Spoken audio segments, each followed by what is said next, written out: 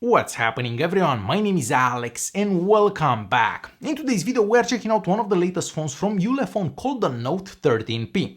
So this is a budget-friendly phone that looks very similar to the Xiaomi Redmi Note 10. However, this one is a bit cheaper. But is it worth buying one of these cheaper budget phones in 2022? Well, we're definitely gonna find out in today's video. Okay, so first of all, this is not a powerhouse. This one is powered by the MediaTek Helio G35 that's paired with 4 gigs of RAM and 64 gigs of internal storage, and it runs Android 11. Now, there is also a SD card slot, so there is potential of expanding that internal storage. But on the Antutu benchmark, this device gets an Antutu score of about 120,000. So you already know that you are not looking at a powerhouse. Now, even that score, the phone does do okay for day-to-day applications like writing emails, messages, Facebook, Chrome, YouTube. So for those things, the phone does okay. But if you're planning on buying a phone like this to play heavy games, well, those heavy games aren't gonna do good on this phone. But if you play some light games, the phone does perform okay even with that CPU and that 4 gigs of RAM. Even though the phone's body is mostly made out of plastic, this doesn't necessarily feel that cheap. I've seen other phones in the past that are made out of plastic that do feel cheap. Well, that's not necessarily the case with this one.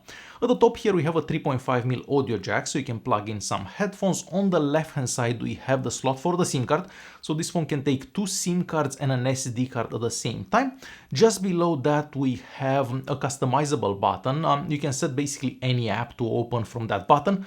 In my case, I've set the Google Assistant to that button. At the bottom here we have the hole for the microphone, we have the USB-C charging port and the holes for the speaker. This is the only speaker available, so we don't have dual speakers with this device.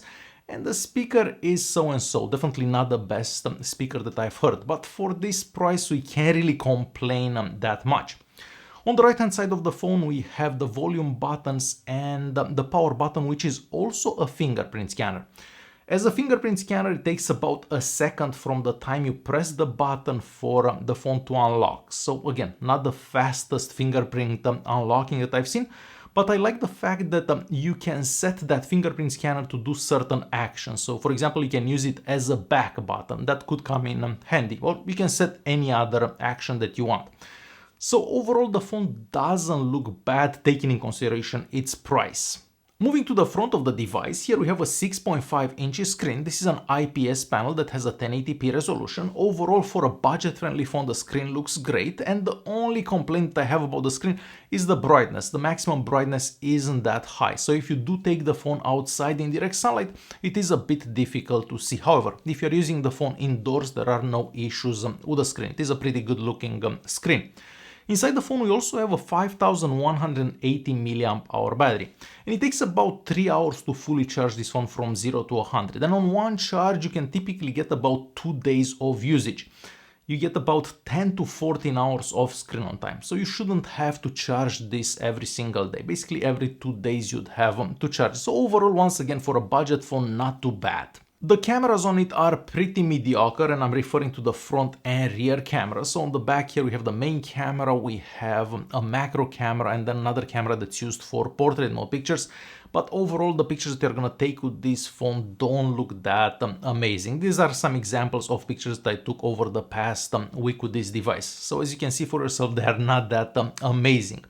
As for video recording, the maximum recording resolution is 1080p, but the phone doesn't support any type of image stabilization.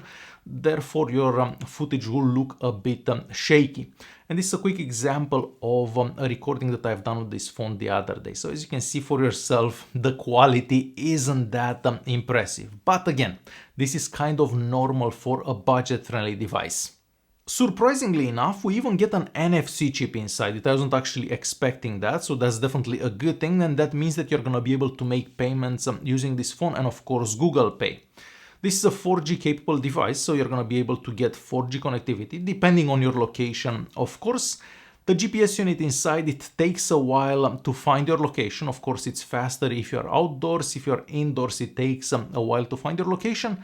As for sensors, well, we are missing a gyroscope, but once again, that is kind of normal for a budget phone. So overall, for its price, the Ulefone Note 13P isn't necessarily a bad phone, because you always have to look at the price when you evaluate one of these devices.